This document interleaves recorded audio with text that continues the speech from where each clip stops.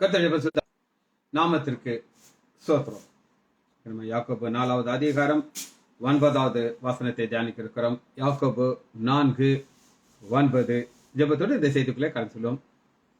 தோத்திரம் தோத்திரமே தோத்திரம் தோத்திரமே இயேசு சுவாமிக்கு தோத்திரமே தோஷியனை ரட்சித்த பரிசுத்தருக்கு தோத்திரமே தோஷியனை ரட்சித்த பரிசுத்தருக்கு தோத்திரமே. கோடா கோடி தூதர்கள் சபை கூடி நடனமாடி கோடா கோடி தூதர்கள் சபை கூடி நடனமாடி பாடி அம்மை துதிக்க ஆடியானம் அம்மை துதிப்பேன் பாடி அம்மை துதிக்க ஆடியானம் அம்மை துதிப்பேன். கண்ணீர் கீதம் பாடி எங்கள் மன்னவன் இயேசுவையே கண்ணீர் கீதம் பாடி எங்கள் மன்னவன் இயேசுவையே உன்னி உம்மை துதிக்க ஆடியானம் உம்மை துதிப்பேன் உன்னி உம்மை துதிக்க ஆடியானம் உம்மை துதிப்பேன். முப்பர்கள் சுற்றி நின்று எங்கள் மன்னவன் இயேசுவையே முப்பர்கள் சுற்றி நின்று எங்கள் மன்னவன் இயேசுவையே அர்ப்பரித்து துதிக்க ஆடியானம் உம்மை துதிப்பேன் அர்ப்பரித்து துதிக்க ஆடியானம் உம்மை துதிப்பேன். முப்பர்கள் சுற்றி நின்று எங்கள் மன்னவன் இயேசுவையே முப்பர்கள் சுற்றி நின்று எங்கள் மன்னவன் இயேசுவையே பாடி உம்மை துதிக்க ஆடியானம் உம்மை துதிப்பேன் பாடி உம்மை துதிக்க ஆடியானம் உம்மை துதிப்பேன்.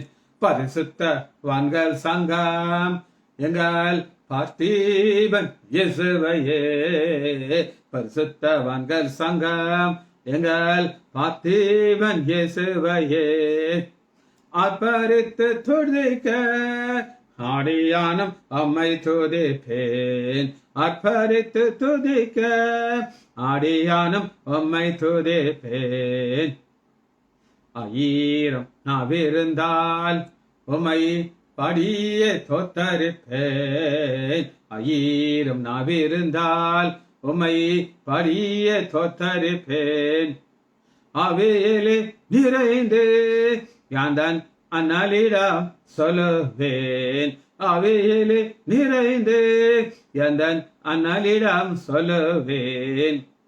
தாழ்த்தி தலைகோனிந்து ரத்த சாட்சிகள் குற்றமெல்லாம் தாழ்த்தி தலைகோனிந்து ரத்த சாட்சிகள் குற்றமெல்லாம் போற்றி உம்மை துதிக்க ஆதியானும் உம்மை துதிப்பேன் போற்றி உம்மை துதிக்க ஆடியானும் உம்மை துதிப்பேன்.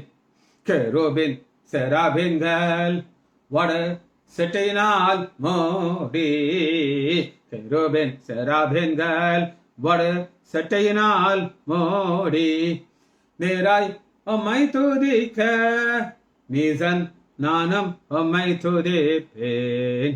இயேசுவின் நாமத்தினாலே ஜெபங்கள் பிதாவே ஆமென். கர்த்தருடைய பரிசுத்த நாமத்திற்கு ஸ்தோத்திரம். இன்னைக்கு நம்ம யாக்கோபு 4வது அதிகாரம் 9வது வசனத்தை தியானிக்க இருக்கிறோம். யாக்கோபு 4:9 நீங்கள் ஒரு கூட்டத்தாரை பார்த்து சொல்றார் நீங்கள் அது யார்? அந்த கூட்டத்தார் போதகர்கள். இவங்களுக்கு பெருமை வந்துருச்சு. நான் எவ்வளவு போதகர் தெரியுமா? உனக்கு பைபிள் தெரியுமா? எனக்கு தெரியும். உனக்கு இந்த வசனத்துக்கு விளக்கு தெரியுமா? எனக்கு தெரியும் அப்படின்னு சொல்லி ஒரு பெருமையோடு இருக்கிறாங்க. இந்த பெருமை வரும்பொழுது அவங்க ஒரு ஐஸ்வர்யவனை பார்க்குறாங்க, அவனுக்கு வணக்கம் வைக்கிறாங்க.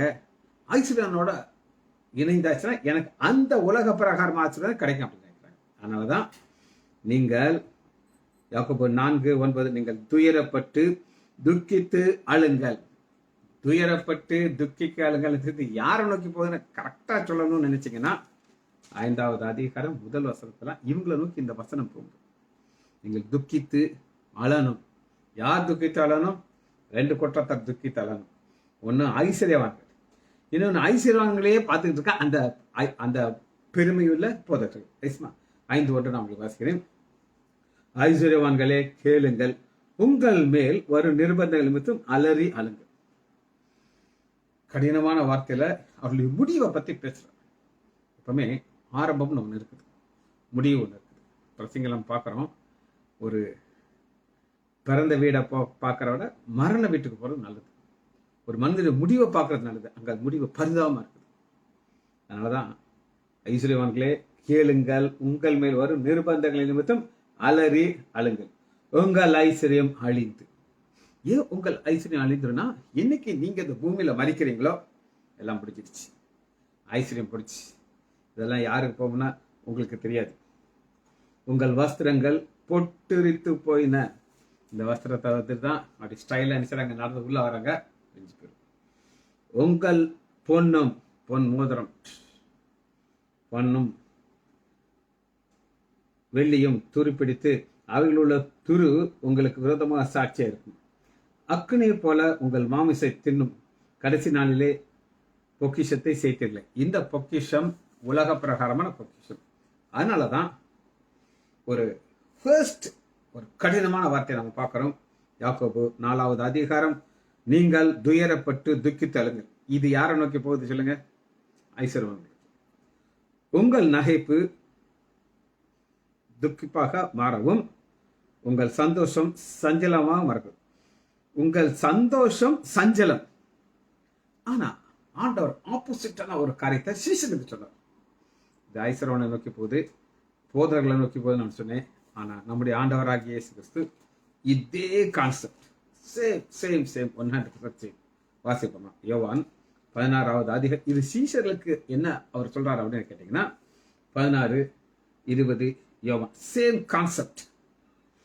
மெய்யாகவே நான் உங்களுக்கு சொல்கிறேன், நீங்கள் அழுது புலம்புவீர்கள், உலகமோ சந்தோஷப்படும். ஏன் நீங்கள் அழுது புலம்புவீர்கள் அப்படின்னு கேட்டீங்கன்னா, ஆண்டவராகிய இயேசு கிறிஸ்து சிலுவையில மரிக்க போகிறார். மரிக்கிறதுக்கு முன்னாடி சொல்லுகிறார், நீங்கெல்லாம் அன்னைக்கு அழுது புலம்புவீங்க. ஆனா யார் யாரெல்லாம் என்னை சிலுவையில அரைஞ்சாகோ அவங்களுக்கு ஒரே சந்தோஷம். அவங்க வேட்டு போட்டு கொண்டாடுவாங்க. நீங்க வேட்டு இருந்துச்சான்னு கேட்காதீங்க. இன்னைக்கு அதுதான் அவர்களுடைய ஸ்டைல். நான் அவரோட குல்பர்கால இருக்கேன். India Pakistan cricket. இந்தியா தோத்துருச்சு, பாகிஸ்தான் ஜெயிச்சிச்சு. அப்ப குல்பர்கால எந்தெந்த முஸ்லீம் வீடுகள் இருக்கோ அவங்க ஃபுல்லா வேட்டு போட்டு செலிப்ரேட் பண்ணாங்க. எல்லாருக்கும் ஒரு துக்கமா இருந்துச்சு. இவங்க யாரு? இந்தியர்கள். ஆனா இந்தியா தோத்தோடனே ஒரே சந்தோஷம். இந்தியா தோத்துச்சுன்னு ஒரு சந்தோஷம், காரணம் அவங்களுடைய தேசம் ஜெயிச்சிருச்சு. இது போல இங்க நம்ம பார்க்கிறோம், நீங்கள் அழுது புலம்புவீர்கள், உலகமோ சந்தோஷப்படும். நீங்கள் துக்கப்படுவீர்கள், ஆனாலும் உங்கள் துக்கம் சந்தோஷமாக மாறும். சீஷருடைய துக்கம் சந்தோஷமாக மாறும். ஆனா ஐஸ்வர்யவான்கள் துக்கம், உங்கள் துக்கம் சஞ்சலமாக மாறுகிறது. ஏன்னா இந்த ஐஸ்வர்யம் எல்லாம் கொஞ்ச நாளைக்கு தான் உங்களுக்கு இருக்கும். எல்லாம் என்ன செய்ய போகுது? அழிய போகுது. இது உங்களை விட்டு போக போகுது. சரி, இந்த 16வது அதிகாரத்துல எப்ப அவருடைய துக்கம் சந்தோஷமாகும்னு சொல்லி ஒரு ஸ்டடி பார்க்கணும். 2 ஆப்போசிட்டான காரியத்தை பார்க்கிறோம். ஆனா கான்செப்ட் ஒண்ணுதான். இங்க சீஷலுக்கு என்ன ஆசீர்வாதம் அவர்களுக்கு கிடைச்சிருச்சு? 16வது அதிகாரம் 20வது வசனத்தை உங்களுக்கு நான் வாசிக்கிறேன். 16:20. நான் உங்களுக்கு சொல்லுகிறேன், இது தேவனுடைய வார்த்தை, மாறாத வார்த்தை. நம்பர் 1, இதை மாற்றவே முடியாது. அதான் அதுல ஸ்பெஷாலிட்டி. எல்லாமே மாறிடும். எலெக்ஷனுக்கு முன்னாடி ஃபேஸ்புக்கில் ஒருத்தர் பார்க்குறேன். அவரை அதுக்கு யாருன்னு எனக்கு தெரியாது. அவர் சொல்றாரு, நான் இந்த ஊரில் தான் இருப்பேன், எப்போனாலும் இங்கே நீ வந்து பார்க்கலாம். அது பிஜேபி ஆள் நினைக்கிறேன், எனக்கு சரியா தெரியாது. டிஎம்கேக்கு ஒரு சீட்டு கூட கிடைக்காது. எழுதி வச்சுக்கோங்க. எலெக்ஷன் முடிஞ்ச உடனே நேராக என்னை வந்து பாருங்க. நான் உங்களுக்கு எங்கேயும் நான் ஓடி போயிட மாட்டேன். இதுதான் நடக்க போகுது. என்ன நடந்தது உங்களுக்கு தெரியும். ஆனா ஆண்டோடைய வார்த்தை இந்த பொலிட்டிஷியன் மாதிரி கிடையாது. இது மாறாத மாறாத மாறாத ஒரு காரியம். இங்க 2 காரியத்தை பார்க்க போறோம். ஒன்று, 2 கூட்டத்தை நம்ம அங்க பார்க்க போறோம். ஒரு கூட்டம், நீங்கள் துக்கித்து புலம்புவீர்கள். ஆண்டோடைய பிள்ளைகள், சீஷர்கள் ஏன் தங்களுடைய கடவுள் சிலுவையில மரிக்கிறார். எதற்காக மரிக்கிறார்? எங்களுடைய பாத்துக்காம இருக்க அவங்களுக்கு தெரியும். ரைட். அடுத்து பாருங்க, ஆப்போசிட் உலகம். இப்போ எப்பவுமே ஒரு வாசனம் வரும்போது 2ஆ பிரிக்குது. ஒன்று உலகம், இன்னொன்று தேவனுடைய பிள்ளைகள். Total opposite. இந்த ஆப்போசிட்ல தான் இவ்வளவு நாளும் யாக்கோபுல நம்ம பார்க்குறோம். ஆண்டோடைய பிள்ளைகளாக இருந்த ஐஸ்வர்யவான்களும் போதகர்களும் ஆப்போசிட் சைடு போயிட்டாங்க, உலகத்துக்கு போயிட்டாங்க. உலகம் அவங்களுக்கு பயங்கர சந்தோஷமா இருக்கும். அவங்களுக்கு கிடைக்கக்கூடிய உலக பிரகாரமான இன்பம் கிடைக்க கிடைக்க கிடைக்க சந்தோஷம் சந்தோஷம் சந்தோஷம். ஆனா சொல்றாரு, சஞ்சலமா இது மாறப்போது, பி கேர்ஃபுல். ரைட். இது பாயிண்ட் நம்பர் 1. 27வது வசனத்தை நம்மளுக்கு வாசிக்கிறேன். யோவான் 16:27. நீங்கள் என்னை சிநேகித்து நான் தேவனிடத்திலிருந்து புறப்பட்ட என்று விசுவாசிக்கிறதுனால பிதா உங்களை சிநேகிக்கிறார். இந்த 2 சிநேகத்தை பார்க்கணும். உங்கள் துக்கம் எப்பொழுது சந்தோஷமாக மாறும் அப்படின்னு கேட்டீங்கன்னா, இந்த ஒரு love for God, love for Jesus, பிதாவுடைய அன்பு எப்போ கிடைக்கும்னா, நீங்க இயேசுவை நேசித்தால் தான் கிடைக்கும். இதை நான் பல முறை சொல்லியிருக்கிறேன். இயேசு நம்முடைய ஆண்டவராகிய இயேசு, நம்முடைய ரட்சகர், நம்முடைய மீட்பர், ரத்தம் சிந்தி மீட்டவரை நம்ம நேசிக்கிறோம். இப்படி நீங்க நேசிக்கிறீர்கள் அப்படின்னு உங்களுக்கு சொல்ல முடியும் அப்படின்னு கேட்டீங்கன்னா, உங்களுடைய வாழ்க்கையில ப்ரையாரிட்டி நீங்க எதுக்கு கொடுக்குறீங்க? முதன்மையான காரியத்தை எதுக்கு கொடுக்குறீங்க? 2 காரியம் இருக்கு. ஒரு சிலர்கள் 100% ப்ரொஃபஷனலா இருப்பாங்க. இங்க ராஜகுமார்னு ஒரு பாஸ்டர் இருக்கார். அவருடைய தொழில் ப்ரொஃபஷன் என்ன அப்படின்னு கேட்டீங்கன்னா பாஸ்டர். அவருக்கு ஓபி கிடையாது, ரவுண்ட்ஸ் கிடையாது, ஆஃபீஸ் கிடையாது, ஒன்றுமே கிடையாது. அவருடைய வேலை என்ன அப்படின்னு கேட்டிங்கன்னா, காலையில் ஜெபிக்கணும், மத்தியானம் ஜெபம் பண்ணணும், பைபிள் வாசிக்கணும், மக்களை சந்திக்கணும், அவர்களுக்கு ஜெபிக்கணும். அவங்க வாழ்க்கை அதை முடிஞ்சு போச்சு. ஸோ அவங்களுக்கு ஆண்டவர் வேற மாதிரி கணக்கு வைப்பார். ஆனால் இன்னொரு கூட்டத்தான் இருக்காங்க, நீங்களும் நானும். நமக்கு தொழில் இருக்கு. நான் கரெக்டாக 9:30 மணிக்கு இன்னைக்கு நான் போயிடணும். 9:30 மணிக்கு போகணும். இன்னைக்கு நான் சொல்லியிருக்கேன், நான் ஒரு ஊழியத்துக்கு போக வேண்டியிருக்குது. ஊழியத்துக்கு போயிட்டு வந்து ஊருக்கு போக வேண்டியிருக்கு. இவ்வளவும் என்னுடைய மைண்டில் இருக்கும். அதுக்குரிய திங்ஸ் நான் எடுத்து வச்சுக்கிட்டே இருக்கணும். இப்போ நான் சொல்லக்கூடிய செய்தி, அது அஃப்கோர்ஸ் நான் அதை உங்களுக்கு சொல்லுவேன். அந்த செய்தி 1 மணி நேரம், 7000 மணி நேரம், 1 மணி நேரம் நான் மெசேஜ் கொடுக்கணும். அப்போ மக்கள் அவ்வளவு வாஞ்சியாக கேட்டுட்டு இருப்பாங்க. அப்போ இந்த வசனத்தை இப்போ நான் ஒரு இணைப்பை காட்ட போறேன் பாருங்க. யோவான் 16வது அதிகாரம் 20. நீங்கள் என்னை சிநேகித்து, அப்போ நாம ஆண்டவரை நேசிக்கும் பொழுது உலக ஒர்க்கு பார்க்கணும், தொழிலை செய்யணும், அதுலேயே உண்மையா இருக்கணும், ஆண்டவர் காட்சியில் உண்மையா இருக்கணும், பேலன்ஸ்டா போகணும். அதாவது நான் பைபிளை தூக்கிட்டேங்கிறதுக்காண்டி ஆஸ்பத்திரிக்கு போகாமல் இருக்க முடியாது, பேஷண்ட் பார்க்காம இருக்க முடியாது. ஒரு தடவை என்ன ஆச்சு அப்படின்னு கேட்டிங்கன்னா, நான் என்னுடைய ரூமில் உட்காந்து பேஷண்ட் பார்த்துக்கிட்டு இருக்கேன். கொஞ்சம் ரெஸ்ட் டைம் இருந்துச்சு. அப்போ ஒரு மெசேஜ் கேட்டு எழுதிக்கிட்டே இருக்கேன். ஒரு 10 மினிட்ஸில் பெல் அடித்தேன். அப்போ எனக்கு வெளியே நிற்கிறவர் யார் அப்படின்னு கேட்டிங்கன்னா, ஏஜி சர்ச் பாஸ்டர். நான் ரொம்ப நேசிக்கிற ஒரு பாஸ்டர். அவர் வந்தோடனா, ஐயா வணக்கம்னு சொல்லி உட்காரச்சு. கொஞ்சம் முகத்தை டஃப்பாக வச்சுக்கிட்டார். என்ன டாக்டர், பேஷண்ட் பார்க்குற நேரத்தில் கதவை போட்டுட்டு உள்ளே உட்காந்து எழுதிட்டு இருக்கீங்க? கொஞ்சம், ஏன்னா அவர் என்ன அன்பு இருக்கிறவர், அப்படி கொஞ்சம் கடினமாகிட்ட பேசினார். நான் சொன்னேன், பாஸ்டர், மதுரையில் நீங்கள் போனீங்கன்னா பேஷண்ட்ஸ் நைட்டு 1 மணி 2 மணி வரை டாக்டருக்காக காத்திருக்கணும். ஒரு பேஷண்ட்டை வெயிட் பண்ணுறதுக்கு ரொம்ப நேரம் காத்துக்கிட்டு இருக்கணும். ஆனால் எனக்கு ஆண்டுடைய வசனம் எனக்கு ரொம்ப பிடிக்கும். பேஷண்ட்டை பார்த்துக்கிட்டு இருக்கேன். 10 நிமிஷம் தான் பாஸ்ட், 10 மினிட்ஸ் கூட ஆயிருக்காது. அது வரை தான் நான் கதவை போட்ட மாட்டேன், எழுதிக்கிட்டு அவர்கிட்ட இருக்கிற பேஷண்ட்டை பார்த்து அவர்கிட்ட ஒரு 5 மினிட்ஸ் பேசுவேன். 5 நிமிஷம் பேசிட்டு நான் மட்டும் அவருக்கும் 2 நேரம் கிடையாது. அதுக்கப்புறம் பெல் அடிச்சா ஒரு 15 பேர் புதுன்னு உள்ள வந்துட்டாங்க. அவருக்கு கொஞ்சம் அன்ஈசி ஆயிடுச்சு. 10 நிமிஷத்துல ஆண்டவர் ஒரு 15 பேஷண்ட் உள்ள அனுப்புறாரு. காரணம், நான் நல்ல வேணால தரமேல அதெல்லாம் கிடையாது. நான் இயேசுவை நேசிக்கிறேன், பிதாவை நேசிக்கிறேன். அது எப்படி நான் அதை காட்டுறேன் அப்படின்னு கேட்டீங்கன்னா, என் உலக பிரகாரமான வேலையில ஆண்டவரை தேடுகிறேன். அதான், அதனால தான் அந்த வசனம் 2 இருக்குது. அடுத்து பாருங்க, இப்ப உங்கள் துக்கம் சந்தோஷமாக மாறணும் அப்படின்னு கேட்டீங்கன்னா, நான் பிதாவினிடத்தில் 28வது வருஷத்தை வாசிக்கிறேன். நான் பிதாவினிடத்திலிருந்து புறப்பட்டு உலகத்திலே வந்தேன், மறுபடியும் உலகத்தோடு பிதாவிடத்தில் போய் இந்த ஒரு காரியத்தை பணக்காரங்க மறந்துட்டாங்க. இவர் பிதாட்ட போறார் ஐயா. இவங்க இயேசுவே மறந்துட்டாங்க. இயேசுவை மறந்துட்டு அவங்களுக்கு உலகம் தான் முக்கியம். ஐஸ்வர்யவான் பின்னாடியே போக வேண்டியது, அவனுக்கு ஜிங்டாக் தாட்ட வேண்டியது, அவன் ஏதாவது கொடுப்பான் அதையும் வாங்கிக்கிட வேண்டியது, வாங்கிட்டு ஒரு சந்தோஷமான வாழ்க்கை. ஆனால் இயேசு பிதாட்ட இருக்கான்றதை மறந்துட்டாங்க. அடுத்து என்ன ஒரு காரியம் அப்படின்னு கேட்டிங்கன்னா, இப்போ 33வது வசனத்தை வாசிக்கிறேன். எப்ப உங்கள் துக்கம் சந்தோஷம் மாறும், என்னிடத்திலே உங்களுக்கு சமாதானம் இருக்கும் பொருட்டாக இதை உங்களுக்கு சொன்னேன்.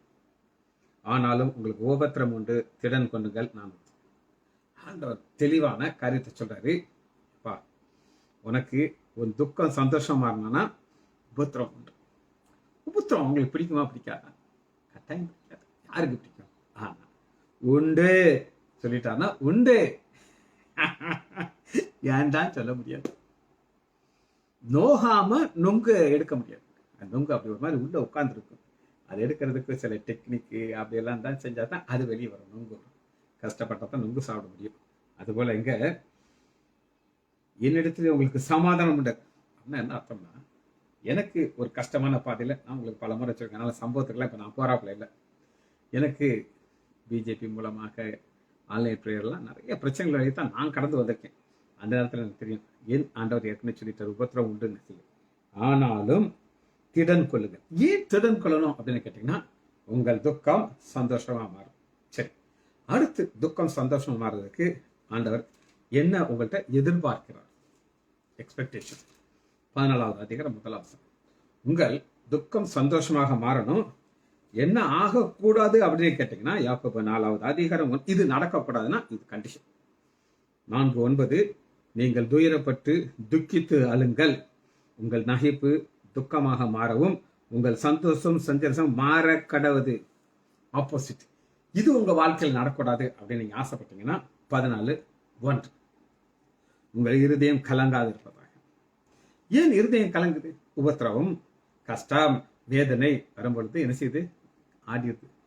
நம்ம தப்பு பண்ணிட்டோமா, இயேசுவை ஏற்றுக்கொண்டது பிரச்சனை ஆகி போச்சு அப்படின்னு சொல்லி.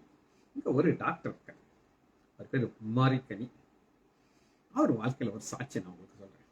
எத்தனை பேருக்கு அவரை தெரியும்னு எனக்கு தெரியாது. அவருடைய மனைவிக்கு பிரஸ்ட் கேன்சர் வந்துருச்சு. அவங்க பக்கா ஹிந்துஸ்.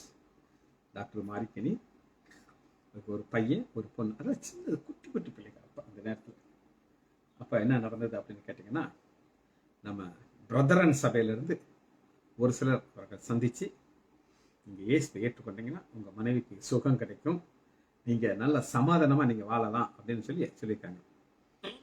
உடனே அவங்க விக்கிரத்தெல்லாம் தூக்கி போட்டுட்டு மகன் எல்லாம் குட்டி பிள்ளைங்க, பெரிய பிள்ளை இப்போ வளர்ந்துட்டாங்க. இப்போ வளர்ந்து அவன் பையன் டாக்டர் ஆகிட்டான், பொண்ணு வளர்ந்து பெரிய பிள்ளையாச்சு. நல்லா விசுவாசத்தோடு ஜெபம் பண்ணுறாங்க. நல்லா வசனத்தை தியானிக்கிறாங்க, தியானிக்கிறாங்க. ஆனால் அம்மா ஒரு நாள் மறிச்சிட்டாங்க. அம்மா மறிச்ச உடனே சொந்தக்காரங்களாம் சொல்லியிருக்காங்க, மறிக்கனி நீ ஏசுன்னு போனீங்க, இப்போ பாரு உன் மனைவி இறந்துட்டாங்களே, அதனால இயேசு வேண்டாம் அப்படின்னு இருக்காங்க.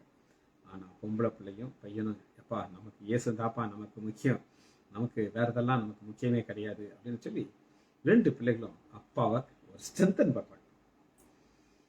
ஆண்டவர் அடுத்து ஒரு பெரிய ஆசீர்வாதத்தை கொடுத்தார். அது என்ன அப்படின்னு ஒரு 2 வருஷம் 3 வருஷம் அந்த பிள்ளைகளை வளர்க்கறத கஷ்டப்பட்டார். அருப்புக்கோட்டையிலேருந்து ஒரு பெண்ணை 2வது திருமணம் செய்வதற்கு ஒரு பெண் வந்தாங்க. அது பக்கா கிறிஸ்தவ பொண்ணு, எங்கிற விசுவாசத்தில் இருக்கிற அக்கா. அந்த அக்கா திருமணம் நடந்துச்சு. பிள்ளைகளுக்கெல்லாம் வருத்தம், ஒரு அம்மா புதுசாக வருதே அப்படின்ட்டு. ஆனால் என்ன ஒரு ஆச்சரியம்னா, உங்கள் துக்கம் சந்தோஷமா மாறுங்கிறது இங்கே தான் நடக்குது. இருதயம் கலங்குச்சு, ஆண்டவர் மேலே விசுவாசமாக இருந்தாங்க. ஆனால் அந்த 2வது வந்த அம்மா அப்படி ஒரு அன்பை செலுத்தி 2 பிள்ளைகளை வளர்த்துச்சு. சொந்த அம்மா இருந்தால் கூட எப்படி வளர்க்குறதுமானு தெரியாது. இன்னைக்கு பார்த்தீங்கன்னா பிள்ளைகள்லாம் பெரிய பிள்ளைட்டாங்க. எதுக்காக சொல்கிறேன் அப்படின்னு கேட்டிங்கன்னா, உங்கள் இருதயம் கலங்காது இருப்பதாக. எல்லாரும் சொன்னாங்க, இயேசுவை ஏற்றுக்கொண்டானா என் மனைவிக்கு சுகம் கிடைக்காது. ஆனால் அதற்கு பின்னாடி இருதயம் கலங்காம இருக்கிறதுக்கு விசுவாசம் இருக்கும். விசுவாசம் இருக்கும்போது அருமை ஆண்டவர் இன்னைக்கு அவங்களை கொண்டு போயிட்டு இருக்காரு. சரி, உங்கள் துக்கம் எப்பொழுது சந்தோஷமாக மாறும் அப்படின்னு கேட்டீங்கன்னா, ஆவியானவர் அநேக வாசஸ்தலங்கள் உண்டு. 14:1 என்னுடைய பிதாவின் வீட்டில் அநேக வாசஸ்தலங்கள் உண்டு. அப்படி இல்லாததால் நான் உங்களுக்கு சொல்லியிருப்பேன், நான் போய் உங்களுக்காக ஒரு ஸ்தலத்தை ஆயத்தம் பண்ணின பின்பு நான் வந்து நான் எங்கே இருக்கணும் அங்க உங்களையும் கொண்டு வந்து சேர்ப்பேன். யோவான் 14:2 இன்னைக்கு ஆண்டவராகிய இயேசு கிறிஸ்து யார் யாருடைய இருதயங்கள் கலங்காம, யார் யாரெல்லாம் சந்தோஷத்தோடு இருந்து கடினமான பாதையில போனாலும் இயேசு மேல நம்பிக்கை, பிதா மேல விசுவாசம் அப்படின்னு இருக்கிற ஒரு கூட்டத்திற்கு இன்னைக்கு பரலோகத்துல அவர் ஒரு வாசஸ்தலத்தை உண்டு பண்ணிட்டு இருக்கார். எனக்கு வாசஸ்தலத்தை உண்டு பண்ணுகிறார். யார் யாரெல்லாம் விசுவாசமா இருக்கிறார்களோ அவருக்கும் வாசஸ்தலத்தை உண்டு பண்ணியிருக்கார். அடுத்து நம்ம அதுக்கு ஒரு பாதையை காட்டுகிறார். வழி, சத்தியம், ஜீவன். நான் உனக்கு ஒரு பாதையை காட்டுறேன். நான் தான் அந்த பாதை. என் மூலமா தான் நீ எங்க வந்து சேர்க்கணும், பரலோகத்துக்கு வந்து சேரணும். ரைட். அடுத்து பாருங்க, 13வது அதிகாரம் 33வது வசனத்தை வாசிக்கணும். 13:33 பிள்ளைகளே, ஆண்டவராகிய இயேசு கிறிஸ்து இப்ப பரலோகம் போறதுக்கு மாட்டேன். பிள்ளைகளே, இன்னும் கொஞ்ச காலம் நான் உங்களோட கூட இருப்பேன். அவங்க இருதயம் எப்படி இருக்கும்? கொஞ்ச காலம் தான் இருப்பேன், அப்புறம் நான் விட்டுட்டு போயிடுவேன். இருதயம்லாம் உடைஞ்சு போயிடும். இயேசு இருந்தால் ஐயா எங்களுக்கு பிரச்சனையே இல்லை, அப்படி ஒரு ஜாலியாக ஒரு வாழ்க்கையை வாழ்ந்துகிட்டு இருக்கோம். ஆனால் இப்போ கொஞ்சம் காலம் தான் இருப்பேங்கிறாரு. நீங்கள் என்னை தேடியவர்கள், ஆனாலும் நான் போகிற இடத்திற்கு நீங்கள் வரக்கூடாது என்று யூதர்களோட சொன்னது போல இப்போ யூதர்கள்ட்ட சொன்னாரு. இப்ப அதே தான் உங்கள்கிட்டையும் சொல்றாங்க. இப்ப சீல்ட இருந்து என்ன செய்யும்? கலங்கிடும். ஆனா கலங்கக்கூடாது. ஏன் கலங்கக்கூடாதுன்னா, உங்கள் துக்கம் சந்தோஷமாறதுக்கு இது ரொம்ப முக்கியமான காரியம். சரி, இப்ப இதுல அடுத்த ஒரு கான்செப்ட் நம்ம பார்க்க போறோம். 14வது அதிகாரம் 9வது வசனத்தை வாசிக்கிறேன். யோவான் 14:9 நம்ம எங்க இருந்து போக்குறோம்னு சொல்லி உங்களுக்கு நான் திரும்ப ஒரு குட்டி ரிவிஷன் காமிச்சிட்டேன். யாக்கோபு 4வது அதிகாரம் 9வது வசனத்தை பார்க்கிறோம். யாக்கோபு ஒரு கூட்டத்தாரை பார்த்து சொல்லுகிறார். எல்லாரும் கிடையாது. அவர்கள் யாருன்னா போதகர்கள். அந்த போதகர்கள் பெருமையில இருக்கிறாங்க. நாங்கெல்லாம் போதகர்கள். பெருமையா இருந்திருந்து யாரோட சேர்ந்துக்கிறாங்கன்னா, பணக்காரங்களோட, ஐஸ்வரங்களோட சேர்ந்துக்கிறாங்க. அவர்களை நோக்கி ஒரு வார்த்தையை சொல்லுகிறாரு. யாக்கோபு 4வது அதிகாரம் 9வது வசனம். நீங்கள் துயரப்பட்டு துக்கித்து அழுங்கள், உங்கள் நகைப்பு இப்ப சிரிச்சுக்கிட்டு, அந்த நகைப்பு துக்கிப்பாகவும் உங்கள் சந்தோஷம் மாற கடவுது. ஆனா ஆண்டவர் வந்து ஆப்போசிட்டான காரியத்தை செய்யறார். அந்த ஆப்போசிட்டான காரியத்தை செய்யறதுக்கு பல காரியங்கள் காமிச்சிட்டேன். அடுத்து என்ன நம்ம பார்க்க போறோம், வாசிப்போமா? அடுத்து என்ன ஒரு முக்கியமான ஒரு காரியம் அப்படின்னு கேட்டீங்கன்னா, 14வது அதிகாரம் 9வது வசனத்தை வாசிக்கிறவங்களுக்கு, அதற்கு இயேசு பிலிப்புவே, இவ்வளவு காலம் நான் உங்களோட கூட இருந்தும் நீ என்னை அறியவில்லையா? அறியல், நாலேஜ். இயேசு யார் அப்படின்னு கேட்டீங்கன்னா, ஆளாளுக்கு ஒரு பதில சொல்லுவாங்க. சரியா? எல்லாரும் ஒரு பதில் சொல்லுவாங்க. ஆனா கரெக்ட் ஆன்சர் என்னன்னா, தேவனுடைய குமாரன். சரி, ஒரு நடந்த சம்பவத்தை உங்களுக்கு நான் சொல்றேன். என்னுடைய டீச்சிங் கேட்ட ஒரு பொண்ணு இப்போ மறிச்சிட்டா. அந்த பொண்ணுக்கு ஒரு ஹேண்டிகேப். அவளுடைய சபையில பாஸ்டர் ஒரு கேள்வி கேட்டிருக்கிறார். இயேசு யார் எனக்கு கரெக்ட் ஆன்சர் சொன்னா நான் 500 ரூபாய் பிரைஸ் கொடுப்பேன் அப்படின்னு இருக்காரு. ஒரு பொண்ணு ஒவ்வொரு ராத்திரம் சொல்லியிருக்காங்க, இயேசு பாவியை ரட்சிக்க வந்தாரு, எக்ஸட்ரா எக்ஸட்ரா எக்ஸட்ரா. இந்த பொண்ணு எந்திரிச்சு சொன்னா, இயேசு மாமிசத்திலே வந்த கடவுள். என்னுடைய டீச்சிங் அவருக்கு ஒரே சந்தோஷம். இந்த அப்படி 500 ரூபாய், மாமிசத்திலே வந்த கடவுள். இதுதான் ரைட் ஆன்சர். எல்லாமே ரைட் தான், அது இது ஸ்பெசிபிக் ஆக்ஷன். அந்த தத்தம் நம்ம இங்க பாக்குறோம். அப்ப நீங்கள் என்னை அறியவில்லையா? என்னை கண்டவன் பிதாவை கண்டான் அப்படின்னு சொல்லிட்டு ரெண்டுமே சொல்ற. மாமிசத்துல நான் பிதாவிலும், பிதா எனக்கு நீ விசுவாசிக்கல. விசுவாசிக்கலன்னா என்ன செய்ய? இந்த கிரியல் நிமித்தம் விசுவாசி. பாருங்க, பார்த்தோம் கிரியை. இது என்ன கிரியை? பாண்டவராகி இயேசு கிறிஸ்து ஏன் அடையாளங்களையும் அற்புதங்களையும் செய்தார் அப்படின்னு கேட்டீங்கன்னா, அவர் மேல் விசுவாசிக்கணும். ஒரு தண்ணீரை திராட்சரசமா மாற்றணும். தண்ணீரை ஏன் திராட்சரசமா மாற்றினார்? நான் கடவுள்கிட்ட வந்த கடவுள், பிதாட்டிலிருந்து வந்த கடவுள். நான் தண்ணீரை திராட்சரமா மரித்த லாசரை எழுப்புகிறார். 3 நாள் கழித்து மரித்த சிறு பெண்ணை எழுப்புகிறார். ஒரு பாடையில் இருக்கிற நாயினொரு இதனுடைய மகனை மறித்தாலும் எழுப்புகிறார். எதற்காக? நீ புரிஞ்சு கொள்ளணும், என் கிரிகை நிமித்தம் நான் கடவுள். அப்படி ஒரு ஒரு நம்பிக்கை உங்களுக்கு வந்துச்சுன்னா உங்க இருதயம் கலங்காது. பிதாட்ட அன்பா இருக்கு. இது ரொம்ப ஸ்பெசிஃபிக்கா சொல்லுகிறேன். ரைட். அடுத்து என்ன ஒரு ஆசீர்வாதம் அப்படின்னு கேட்டீங்கன்னா 14வது அதிகாரம் 18வது வசனத்தை வாசிக்கிறோம். நான் உங்களை திக்கற்றவர்களாக விடேன், உங்களிடத்திலே வருவேன். இந்த நம்பிக்கையை ஆண்டவர் கொடுத்துட்டு தான் போயிருக்கார். திக்கற்றது என்ன அர்த்தம்? அனமத்தை, நோ நோ நோ நோ, ஆக விட மாட்டேன், நான் திரும்ப வருவேன். வந்தாரா? வந்தார். வந்து அவர்களை சந்திக்கிறார். சந்திச்சு அவர்களுக்கு வாழ்த்துதல் சொல்லிக்கிறார். உங்களுக்கு சமாதானங்கிறார். கதவு பூட்டி இருக்குது, உள்ள வந்துட்டார். ஏன் கதை பூட்டிருந்த கடவுக்குள்ள வந்துட்டாரு? அவர் இந்த சரீரம் இது 1000 வருட சர்ச்சுக்குள்ள சரீரம், இது போல உங்க சரீரம் மாறும். வந்தாரு. உங்களுக்கு சமாதானம் அப்படிங்கிறார். ஏன் சமாதானம்? சமாதானம் இல்லை, பயந்து போயிருக்கிற சீசனுக்கு. இது உங்கள் துக்கம் சந்தோஷமாக மாற அவர் செய்யற ஆசீர்வாதம். அடுத்து இந்த துக்கம் சந்தோஷமா இருக்கு, இருதயத்துல கலங்காம இருக்கிறதுக்கு ஒரு பெரிய ஒரு கிஃப்ட் கொடுக்குறாங்க. இதை விட பெரிய கிஃப்டை உலகத்திலே பார்க்க முடியாது. அது என்ன கிஃப்ட்? 14வது அதிகாரம் 16வது வசனம், நான் பிதாவை வேண்டிக் கொள்கிறேன், அப்பொழுது என்றென்றைக்கும் உங்களோட கூட இருக்கும்படி சத்திய ஆவியாகிய வேறொரு தேற்றவாளனை அவர் உங்களுக்கு தருவார். யார்? பிதா. இவர் யார் அப்படின்னு நீங்க கேட்டீங்கன்னா, ஒரு கடவுள். திருத்துவத்துல பிதா, குமாரன், பரிசுத்த ஆவியானவர். இந்த 3 கடவுள்கள். 3 வேறையா? வேற இல்ல. ஒன்றா? ஒன்று இல்ல, வேற. இதுதான் திருத்துவம். இது புரிய முடியுமா? புரிய முடியாது. இப்போ ஒரு சின்ன ஒரு உதாரணம் சொல்றேன். நான் ஒரு டாக்டர், சர்ஜன். இப்போ பிரீதிங் சென்டர் அப்படின்னு ஒன்று இருக்கு, நம்ம பிரெயின்ல இருக்கு. அந்த பிரீதிங் சென்டர் எப்படி வேலை செய்யுதுன்னு யாருக்குமே தெரியாது. தீரி சொல்றாங்க, இப்படி இருக்கலாம், அப்படி இருக்கலாம், இப்படி இருக்கலாம் சொல்லி. அது ஏன் அவங்களால கண்டுபிடிக்க முடியல அப்படின்னு கேட்டீங்கன்னா, என்னுடைய ஒப்பீனியன். ஒரு மண்ணில் உண்டாக்கிட்டு தன்னுடைய நாசில இருக்கிற சுவாசத்தை ஊதுறாரு. இந்த நாசில இருக்கிற சுவாசம் உள்ள போய் மூச்சு விட ஆரம்பிக்கும். அந்த ஏரியாவை ரகசியமா வச்சிருக்கிறார். இன்னைக்கு எப்படி மூச்சு விடுறோன்றது தெரியாது. பிரீதிங் சென்டர்னு பிரெயின்ல இருக்குது. ஆனா அவங்களால புரிந்து கொள்ள இதுதான் இப்படித்தான் சொல்ல முடியாது. ஆர்பிசி தான், சந்தேகம் இல்லை. டபிள்யூபிசி தான், சந்தேகம் இல்லை. போன் மேரா யாருமே இல்லைன்னு சொல்ல முடியாது. ஆனா பிரீதிங் சென்டரை ஆண்டவர் வச்சிருக்கிறார். அதுபோல நமக்கு பெரிய ஒரு ஆசீர்வாதம் என்ன அப்படின்னு கேட்டீங்கன்னா, வேறொரு தேற்றவாளனை அவர் தருவார். யார்? அவருடைய நாசில சுவாசத்தை நமக்கு ஊதி நம்மளை ஜீவ சுவாசமாக மாற்றினவர். இவர் யாருன்னா வேறொரு தேற்றவாளன். அப்ப ஆண்டவராக இயேசு கிறிஸ்து சொல்றாரு, எப்பா நான் பிதாட்ட போயிடுவேன், போறது மாதிரி ஜெபத்தை பண்ணிடுவேன். என்ன ஜெபம்? பிதாவே இவர்களுக்கு பரிசுத்தாவின தாங்கன்னு சொல்லி. ஜெபத்தை போட்ட உடனே என்ன நடக்கும் அப்படின்னு கேட்டீங்கன்னா, யோவான் 15வது அதிகாரம் 26வது வசனம், பிதாவினிடத்திலிருந்து நான் உங்களுக்கு அனுப்ப போகிறவரும் பிதாவினிடத்தில் புறப்படமாகிய சத்திய ஆவியாகிய தேற்றம் வரும் பொழுது அவர் என்னை குறித்து சாட்சி கொடுப்பார். அப்ப உங்களுடைய துக்கம் சந்தோஷமாக எப்ப மாறும்னா, பணம் கிடைச்சா கிடையாது, ஒரு நகை கிடைச்சவன கிடையாது, பரிசுத்த ஆவியானவர் என்கிற தேற்றவளன் உங்களுக்கு வர்றாரு. ஆனா இது யார்கிட்ட இவரை கண்டுக்கிடவே மாட்டாங்க அப்படின்னு கேட்டீங்கன்னா, யாக்கோபு 4வது அதிகாரம் 9வது வசனம், நீங்கள் துயரப்பட்டு துக்கித்தழுங்கள். ஏன்னா ஆவியானவரை கண்டுக்கிடவே மாட்டாங்க. ஆவியானவர் துக்கப்படுத்தி கொண்டே இருப்பாங்க.